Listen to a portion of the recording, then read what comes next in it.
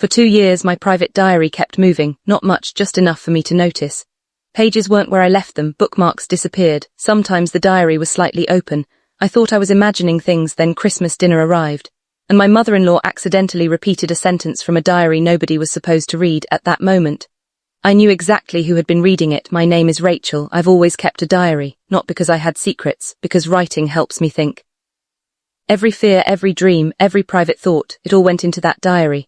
After marrying my husband Ethan, I kept it in my home office. Nobody knew where it was, or so I thought. About a year after our wedding, strange things started happening. The diary would be slightly out of place.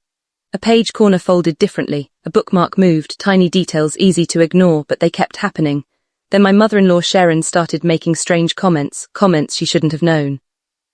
One afternoon she casually said, still worried about changing careers. I froze. I'd never told anyone. The only place I'd written that fear was my diary. I convinced myself it was coincidence. Months later she said another strange thing, then another, then another. Each comment matched something I'd written privately. I started getting suspicious, but I had no proof. Then one day Ethan and I left town for a weekend. Before leaving I placed a tiny strand of hair inside the diary, a trick I'd seen online. If someone opened it, the hair would fall out. When we returned home, the hair was gone. Someone had opened it. Now I knew, but I still needed proof. A week later I placed a small security camera in my office, hidden between books on a shelf. 3 days later I checked the footage. My stomach dropped. The camera showed Sharon entering our house while we were at work. She used a spare key Ethan had given her for emergencies. She walked straight to my office, opened my drawer, pulled out my diary, and started reading. For 42 minutes I couldn't believe it. I felt violated, angry, humiliated, but instead of confronting her immediately, I waited. Christmas was only 2 weeks away. And Sharon loved family gatherings. Christmas dinner arrived. 20 relatives filled the house, everyone laughing, talking, eating. Then Sharon made a mistake, a huge mistake. My cousin mentioned starting a small business. Sharon laughed and said, "At least you won't fail like Rachel thinks she will." Room became quiet. My heart started racing, because those exact words came from a diary entry written 3 months earlier. Nobody else had ever heard them, not even Ethan. I slowly put down my fork, then smiled.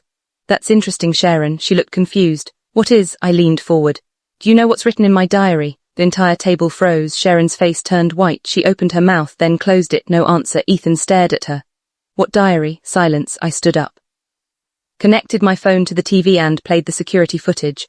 The room watched Sharon enter my office, open my drawer, take out the diary and read it. For nearly an hour nobody said a word. The footage ended. Sharon looked like she wanted the floor to swallow her whole. Ethan was furious. His sister was shocked. Even Sharon's husband looked embarrassed. Finally Ethan spoke.